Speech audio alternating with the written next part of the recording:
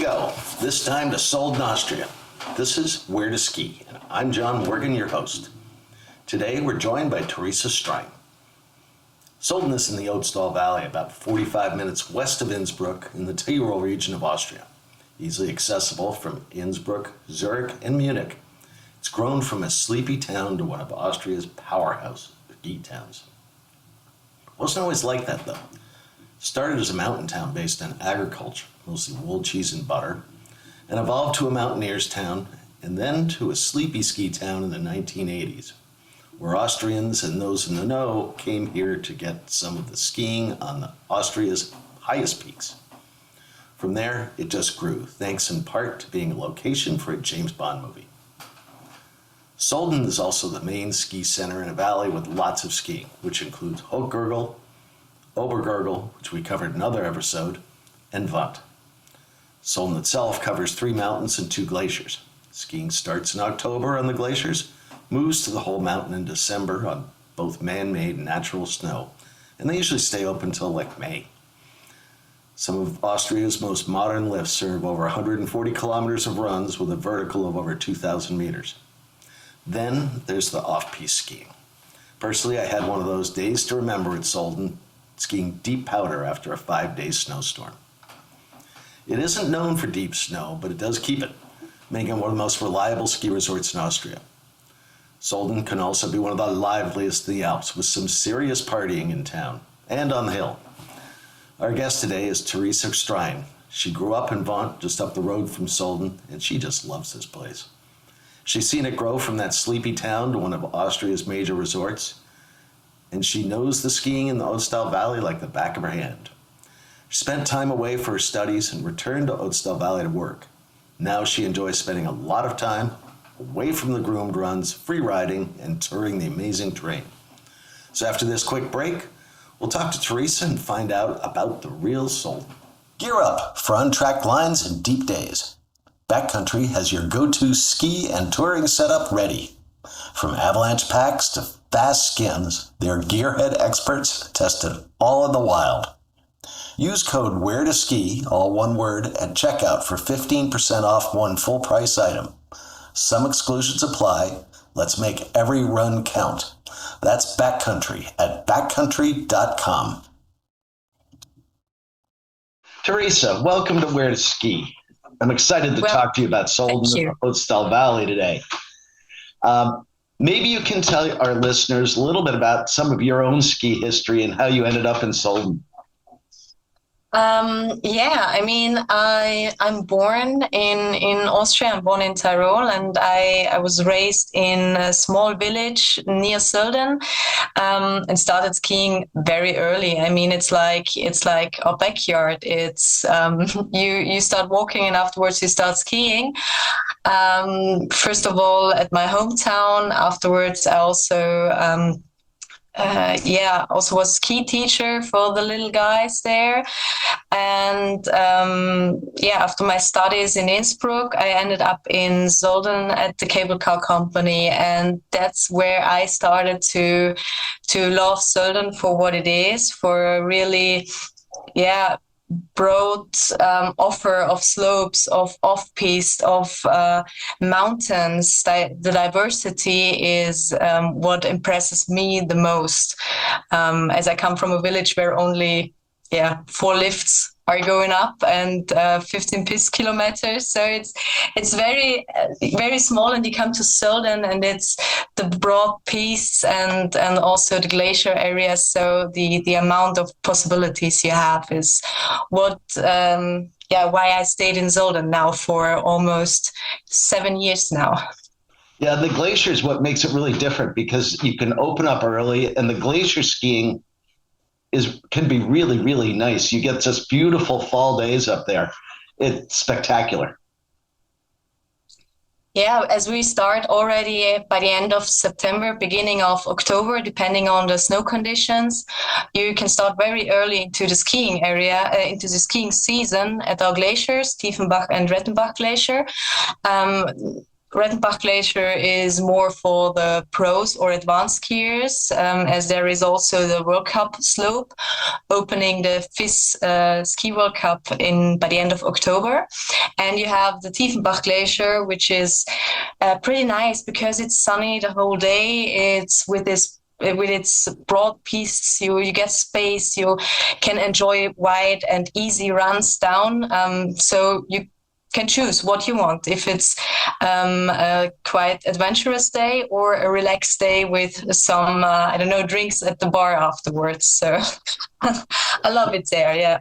Yeah. And the mountain's opening, I guess, this weekend. The whole mountain is, or at least a lot of the mountain is opening this weekend, right? Yes, yesterday, it was Thursday yesterday, we opened up the Gaislachkogl area.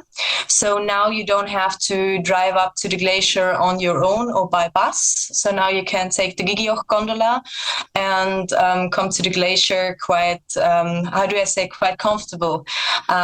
You start with the gondola. Afterwards, we have our new Silberbründel. We made it from a 4-seater up to an 8-seater, which takes you to the glacier much faster.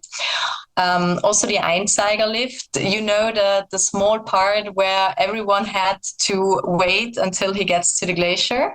Mm-hmm. Yeah. Now we adapted also this lift from a 4 to an 8-seater. And in this case, you're pretty fast inside, pretty fast at the glacier now.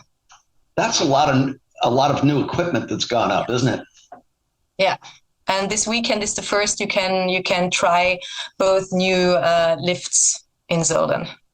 Yeah, and to give our listeners sort of a reference point, we're recording this on the 14th of November, so that's pretty early for a full area opening, especially in Austria.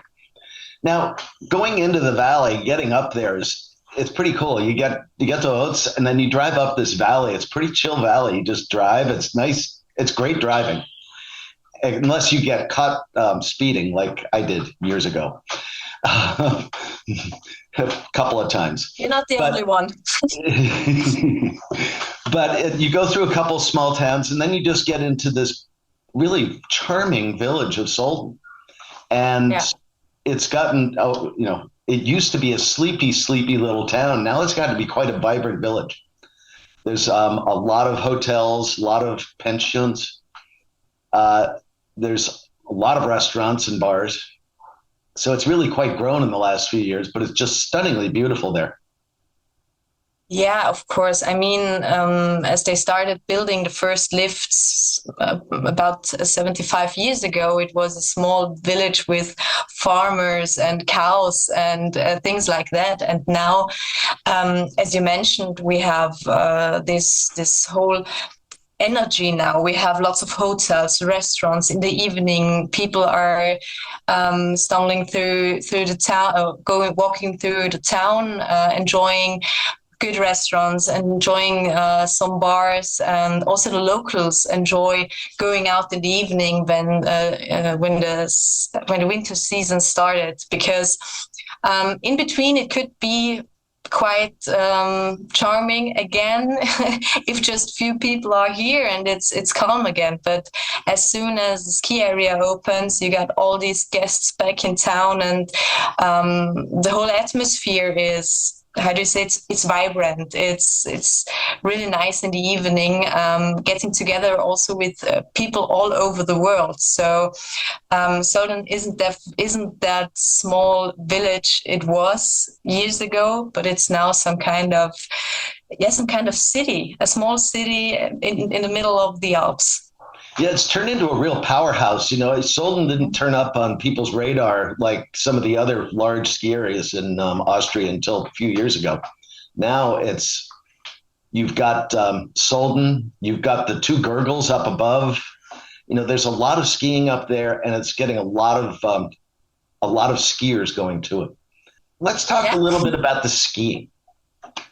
Oh yeah. Let's take the easy part first. There's a lot of intermediate and beginner skiing at Sölden. And you talked a little bit about that up on the glaciers, but it really is a lot of the mountain, I'd say half or 2/3 is geared toward intermediate skiers, which makes it really really attractive for a lot of families. Yes, despite the Tiefenbach Glacier, we also have the Gigioch I already mentioned, with its broad piece. And as you know it's perfect to start. It's perfect to have a look, okay, how are my skills doing after a long summer at home? And I saw it yesterday on the live camps, because unfortunately I didn't made it to the mountains yesterday.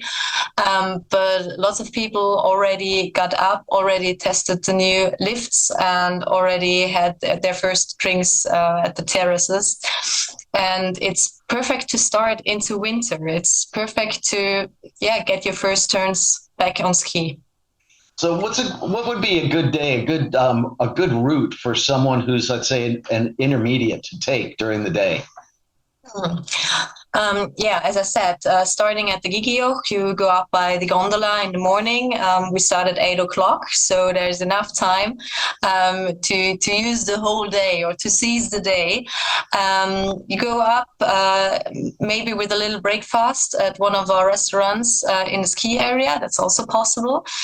And goes directly into the glacier area, because it's a very broad ski area. It's a wide ski area, as we have 3 different mountains up there. Next to the glacier, we have Gigioch and Gaislachkogl. And if you want to explore all of the parts, you have to get into to the glacier pretty early to enjoy every ride you want. I would say afterwards you have a lunch at one of our over 30 restaurants and huts in the ski area, and there's definitely something for everyone. We have this classic traditional mountain huts where you get your Kaiserschmarrn or some schnitzel. And we also have some modern restaurants like the Ice Cube or the Falcon restaurant, both at the Gaislachkogl, where you can enjoy a really good cuisine. For example, the Ice Cube is already a premiered restaurant up on 3,000 meters. And that's the thing, you can choose. You can choose if you want to take the original way, or you can choose to enjoy your martini up on 3,000 meters. Yeah, after a couple of martinis, I'd take the gondola down. I wouldn't be skiing down to town. That's right. And after lunch, you take your last turns, for example, at Tiefenbach, where you, as already mentioned, have a lot of sun, enjoy the last sun rays until you get back out and go down the Gaislachkogl, because I think this is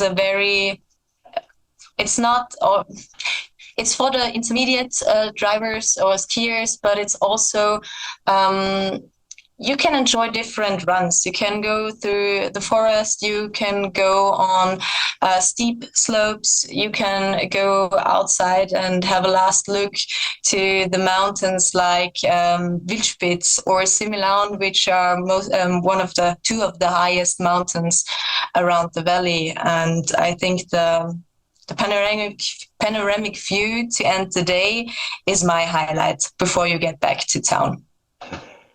Yeah, nothing like a schnapps and then going and looking at the scenery. Yeah, if not too many martinis before the schnapps, yeah. It's a little more classic. On to advanced skiers. There's a lot of skiing there. I've had some of the best powder skiing I've ever had in my life in Sölden. We went skiing after a 5-day snowstorm in November, and it was the type of skiing where if we'd had snorkels, we would have used them. You take a breath and you ski as far as you could in that breath, because you couldn't breathe because there was so much really light snow. Is that sort of normal in Sölden? Of course, because Sölden isn't that well known for free skiing. It's we do not really promote it, as we want to have our secret spots. But as you already mentioned, there are a lot of runs, especially at the Gaislachkogl mountain. I don't know where you have been in Sölden, but the Gaislachkogl mountain can be there are runs on all sides of it. So you have one side going down to the Ötztal Valley, so where you come back from the glacier. There are some nice turns. You get the front. So if you go down from the top of the Gaislachkogl back to the middle station, you have really nice runs. And you can also go on the other side looking to Kogl, Rotkoglijock. On that side, you also have, so it's every side, it's different. Every side is, how do I say? It's really adventurous. There are so many runs, and also me, I didn't do every run. So I have one or two on my to-do list still. Or for example, on the glacier, you also have pretty nice runs if it had at least, 20 or 30 centimeters of snow. You can have lots of runs down the glacier face or what's left of it. And so tell me, where did you went for your freeride runs? I would be interested in that. It snowed. This was a big dump. It was about 150, 180 centimeters over a couple of days. Wow. And we went up, we drove up toward they finally opened the road to the glacier. And it was off to the right of the road, almost to the glacier. Mm-hmm. And we just got out, we skied over a bit, and then we just dropped down and we just tore it apart for about an hour. I still remember it now. I mean, it was, I think, one of those days of skiing that you always remember. I mean, we don't want to talk about it, but the second winter of COVID was amazing. It was it had snowed for days, and we had time because we were working just part-time. There were no people from outside. It was just Austrians or just Tyrolean people allowed to come to Sölden, and that was the most impressive winter I ever had, because everything fits together if you have time, if you have snow, and if you have all the space for yourself. And I don't know, maybe another winter will come like this, but this one will definitely stay in my mind. So you had fun that winter. Yeah. And you weren't sitting in some room all locked down. Even better. No. As soon as they open up. I mean, the borders still were closed, but we were allowed to go out and do everything. And I mean, we were the lucky ones getting so much snow nobody had seen the past years. So amazing. So there's a lot of the areas groomed. So you get a dump, and they'll groom out a lot of it, especially up on the glaciers, right? We travel a lot for skiing. If something goes wrong on a trip, who's actually coming to help? We trust Global Rescue. Yes, they offer travel insurance for medical emergencies, lost luggage, and canceled trips. But the real difference is this. If something happens on a mountain, or pretty much anywhere, they don't wait for help. They bring help to you. Evacuation from the point of injury to the right medical care, and even back home if needed. Memberships start at just $139. Check them out at wheretoski.org or use code WHERETOSKI. Global Rescue. Pack your peace of mind. How would you do a day of doing the front side skiing on, looking at groomed runs on a nice day? Difficult to say. I mean, if you're on the glacier and you get this perfectly groomed slopes in the morning, and you get up at the Schwarze Schneidbahn at Rettenbach Glacier and take the first run through the glacier tunnel. You know it, right? Yes. And on the other side, this panoramic view opens up. You get out by the first rays of the sun and take the first round down these groomed slopes and get outside in some more or less powder runs. I don't know how I should say it. I'm really sorry. That's okay. No, I, no, I it's should, yeah. it sounds like the first place to start is on the glacier Mhm. and work your If way you down.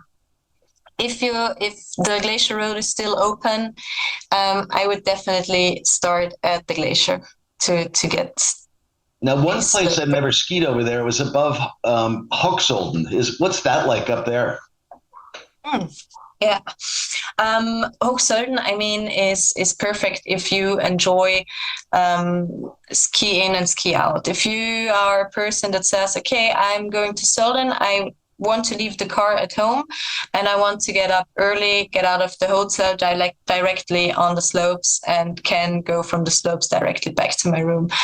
There are some runs down, it's called the Kanonenrohr. So it's the cannon, barrel of the gun, for example, if you want to say it like James Bond, where you get a very steep slope to start. And afterwards, you're in some kind of valley, and it's pretty nice to go down there.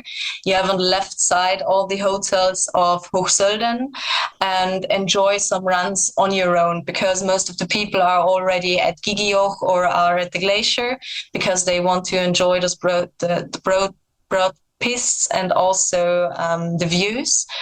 And you have some time on your own as soon as they get back from there.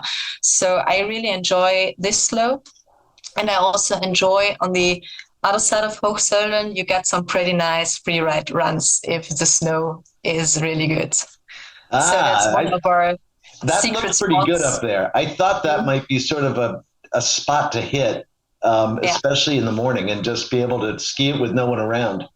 Yeah.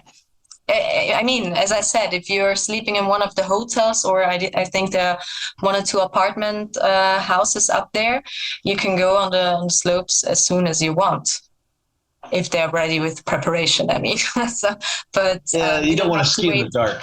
I was No, never a no, fan of skiing in the dark. That never worked very no, well. no night skiing for you. How do you ski it over the course? How do you ski this mountain over the course of a day? Some mountains you ski with the sun. Some mountains you ski and avoid the sun. How does this work with Sölden? Do you try and stay with the sun and let it soften up some of the groomed runs, and I assume it depends whether you ski powder or not. Yeah. I mean, Sölden is on the ski area of Sölden is on the sunny side of the valley, so you get the sun really early, and you have to start early if you want to avoid it. What is a possibility to get later down on the slopes or without sun is the Rettenbach Glacier. There's the sun very late. And also, as I said, from the Gaislachkogl, if you get down to the glacier valley, the Rettenbach Valley, it's also without sun pretty long, especially in the winter months. So these would be some areas I would hit if I want to avoid the sunny days or the sunny hours.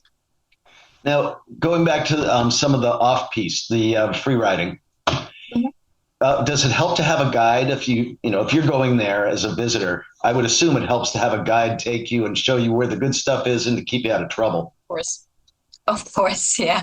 I mean that the father of my boyfriend is a skiing instructor and also a mountaineering guide, and I mean, I grew up here, but he's showing us new lines, new rides every winter, I guess, because a guide, he knows the area in a different way. He knows where to run if the weather is not good, or he knows what the wind did to the snow in the past days. These are things I'm not quite sure about. So if I go out and want to go free riding, and for example there was a lot of wind the past days, I wouldn't be sure to go into a side on my own or into a line on my own. So I would also prefer getting a guide or someone who has the experience for the lines and for the faces. But it also keeps you out of some of the trouble too. If you get into a lot Yeah. of snow, you can get into avalanche situations, and you want to. That's no fun. And No. they know how to keep you out of that trouble. Can you ski down into town, directly into town in midwinter? Yeah, of course. I mean, at the moment, we don't have the valley runs open as there is not enough snow in the lower parts. But normally, we're by the end of November, beginning of December, we expect that they will be open. We also do a lot of artificial snow. About 80% of the area can be, yeah. That's huge. That's huge, yeah. And we invested lots of work and money into getting things done because I mean at the moment it's like that in the higher parts we have very good snow and perfect for skiing, but down in the valley it's still green and it's still autumn. I mean it's pretty at the moment. It's red, it's green, it's orange. Every every color is there at the moment, but we need to prepare already the slopes with some artificial snow so that the natural snow stays longer and easier on the slopes. Yeah. So when you get big dumps of snow, you're not a far drive or a far trip from Innsbruck. Mm-hmm. You know, you can take the train and go to Ötz and take the bus up, or you can just jump in a car and drive, or even from, say, Munich, it's not a long trip. Does it get really crowded on some of the holidays? I remember some of the German holidays got really crowded.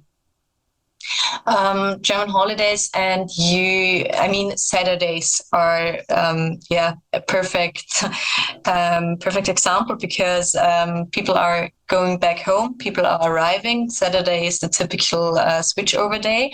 And also because Rotkoglijock is the next village. So you also got the people from Rotkoglijock that have to drive to Sölden to get to Gogl.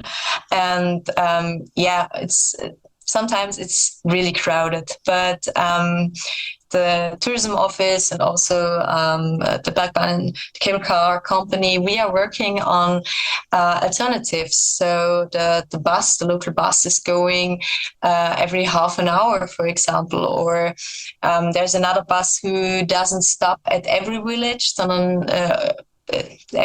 but it stops at the bigger villages to get the people more faster to Sölden from the train station, for example. So we want to move people from the cars to the buses and to the trains to get it less crowded, especially on weekends. How would you ski on a crowded day in Sölden? Where would you head to first to avoid all the people? I would take the first gondola at 8:00 in the morning at the Gaislachkogl because it starts earlier than the gondolas from the valley, Gaislachkogl and Gottogojoch, start early at 8:00. And afterwards, you have to look, okay, what's the next lift I can go up? And at the Gaislachkogl, you can take the next gondola, the 3S Gaislachkogl, up to the mountain at 8:10, 8:15. And if you manage to take one of the first gondolas, you have a perfect sunrise ride from 3,000 meters down to the valley. As soon as you are at the middle station, don't go down straight away. Take the right part up to Heidealm. That's where you avoid the crowds until 10:00. At 10:00, now the ski schools are coming, other people from breakfast are coming. So my tip is get the time from 8 to 10 to get as many runs as possible. That makes perfect sense. And that happens a lot in a lot of places where you get a powder day or something like that, and people just want to be there and beat them out and get the skiing in and, quit a little early. What's the best part of skiing in Sölden for you? The best part of skiing. I mean, as I said, getting up early, taking the first runs, especially at Heidebahn. I really like these slopes and pistes down there with the view to into my home valley, looking to Fent, the So small village I you can mentioned ski at the back over morning. to Vent from You can Sölden? see inside. You can see inside the valley, so you can see the home mountain of my village. Um, but it's not connected in this way. But that's a pretty ride, and also, as we already talked about, going free riding. The Gaislachkogl mountain is such a it's a big area. It's the different runs down there, and if there's a nice powder day, and I get one of the first gondolas together with some friends, and we share. Even if we only share 1 or 2 hours of skiing, and afterwards we go home, as soon as the big amounts of people are coming, you got your 2 hours of skiing, and can go back home for lunch, or having a drink somewhere at the terrace. And that's my perfect skiing day, especially in March or April, where it's getting warm and you have a lot of sun, and you can enjoy just looking at the slopes and how other people ski and how they are enjoying their day up there. Yeah. I was just going to ask you what your favorite month was to ski there, and I think I don't even need to ask. It sounds like it's when it gets warm. March, sounds perfect. Yeah. How late do you guys open in the year? How late? The normal ski areas, so like Gaislachkogl and Gogoljock, are open until the end of April, and the glacier is open into the first week of May. So we let them open for another week to enjoy some last spring runs up there, and the rest of the area is getting closed and getting prepared for construction works, etc. That's a long season. Skiing in March sounds like it'd be just delightful there. All my skiing was in October, November, and sometimes in December, and that I liked it then too because it was still warm on the days and you could get some good skiing in. But January and February, it's always dicey. It can be beautiful, but it can be just brutally cold. Yeah, and I mean, in March and April, the days are getting longer, so you can enjoy some sun rays even at 3 or 4 o'clock in the afternoon, and have your hot chocolate, or I don't know, an Aperol or something on the terrace before you get down in the valley, and in November, December, or even in January, you're happy if you get inside to keep yourself warm and get ready for the last run down. So not everyone skis, or not everyone skis all the time. And Sölden's gotten to be a pretty good sized town. There's got to be a lot to do there for people that aren't skiing on a specific day. You know, there's probably some ski touring, snowshoeing. I know there's some bar hopping, but what are some of the things to do in Sölden if you're not skiing? I mean, we have a pretty nice and long toboggan run from the Gaislachkogl. Those are fun. Those are fun. It's really fun, yeah, and it's easy to reach. You get up with the gondola, take your toboggans with you, make 1 or 2 runs, and I mean, it's 7 kilometers long. So after 2 runs, I think you're pretty tired if you get down pretty fast. As you said, ski touring.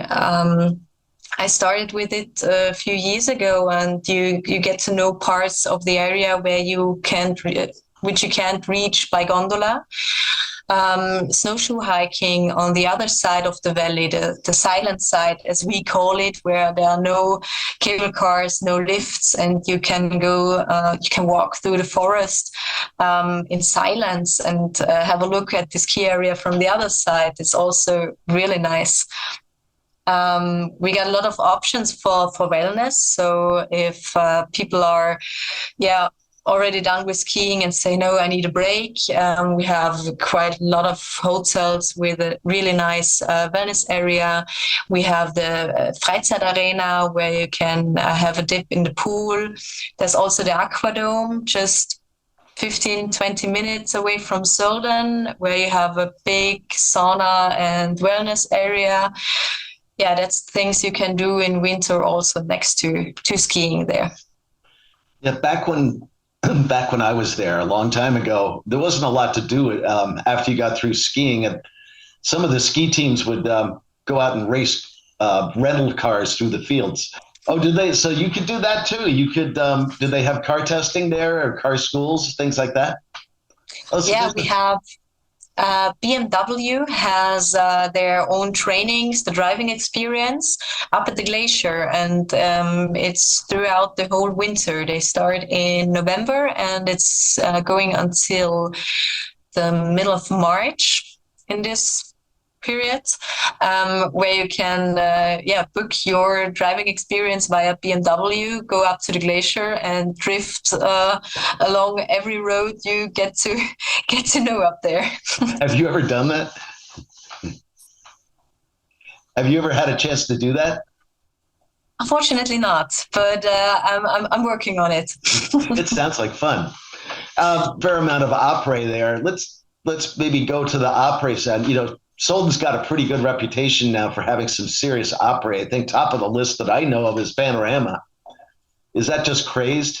You're asking because today my colleague asked me, okay, what do you do in the evening in Sölden? And you have lots of opportunities. You can go for a nice glass of wine or for a bottle of beer in some smaller areas or smaller bars. And you also have the typical après-ski bars in the valley and also in the ski area. I mean, for example, the Rotkoglijock or Schirm in the area, also legendary Finale are places where also lots of locals are making a stopover before they head back to the valley.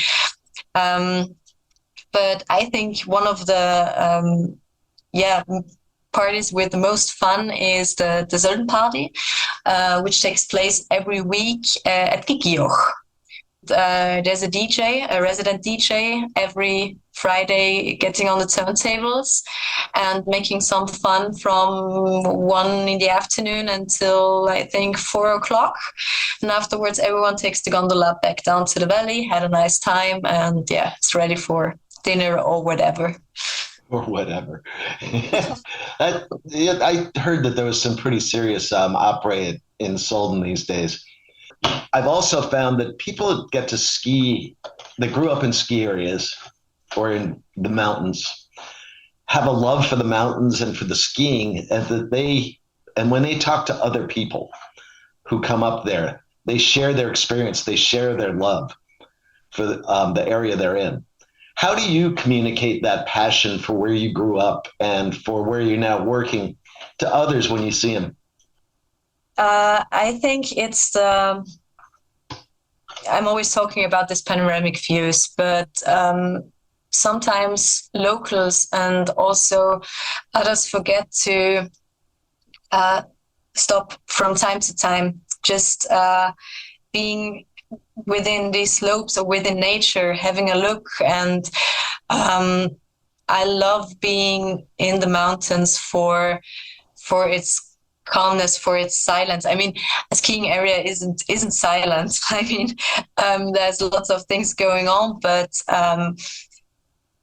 having those mountains around you, 3,000 meters and higher, and standing there and getting to go down for the first run on a perfectly groomed slope, this feeling, the sound, I mean, that must be enough for everyone to get into skiing. that feeling.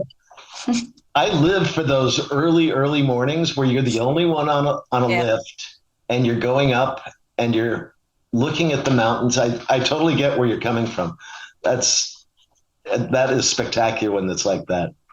Yeah. Now, do you ever ski with people that come to Sölden? Did they ever look you up? Yeah, I mean, if my colleague from the sales team isn't available and he's calling me and says, Theresa, I have a group coming over, please show them the area. Or if the tourism office has a group of people, I'm very keen on going to spots with them that definitely make Sölden worth visiting because as you said, Sölden wasn't on the screen for so many people because there are other great names in Europe, in Austria. And now I think we're definitely a ski area everyone needs to see what once in a lifetime. And I'm very happy to show people around my hood, I would say, and to show them those runs, those huts, and how people are, how the locals are happy to share their passion and also their hometown with people from all over the world. How do people find you if they wanted to try and do that? What's the best way? The best way is contact the local cable car company, and maybe if I got some time, I will have a look around the area with you. Okay. Last thing I want to hit, because a lot of people didn't know about Sölden until there was a James Bond film made there, and you have some relics from the James Bond filming. I guess that's a restaurant up there where they film part of it, and there's some other things that I've seen, like some of the cars and stuff like that are scattered around. Does the James Bond influence still bring people to Sölden? Yes, of course. The operations manager up at the 007 Elements, it is called, has a booklet, some kind of guest book where people write their congratulations or I don't know, their wishes in it.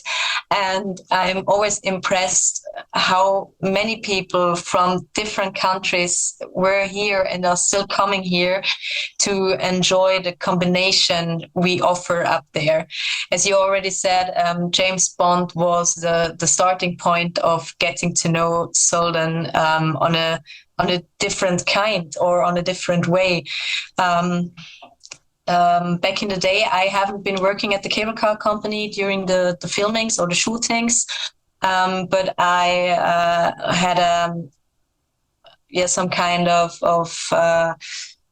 I don't know how to say, some summer job at the tourism office as soon as the movie was in theaters. And I was happy to accompany some trips to, for example, Munich or Innsbruck to join the premiere of the movie and to talk to other guests, to talk to journalists, what they think about it. And afterwards, our CEO, Jack Falkner, managed to build something that lasts with the 007 Elements directly next to the restaurant Ice Cube, which was a shooting location.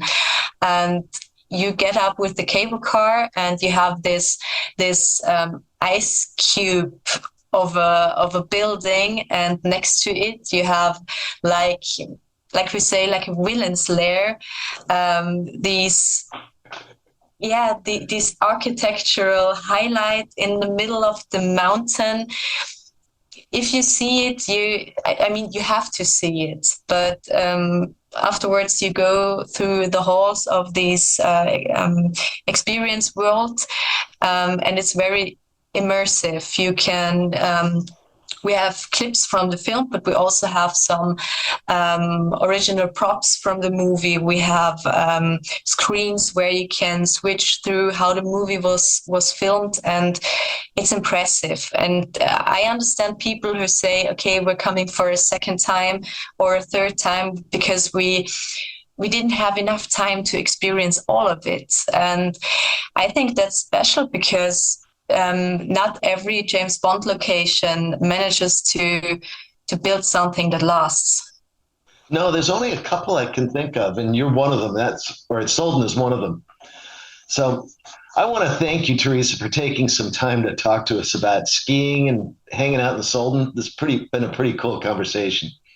You might see Theresa up on the glaciers first thing in the morning in the winter, but definitely if it's powder day, don't even try and find her. She'll be off where people in her secret spots.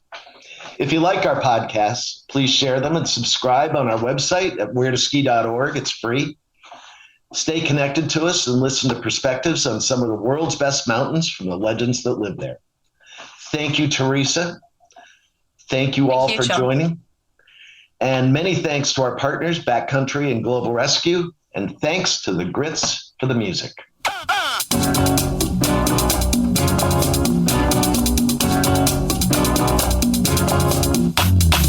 You feel it,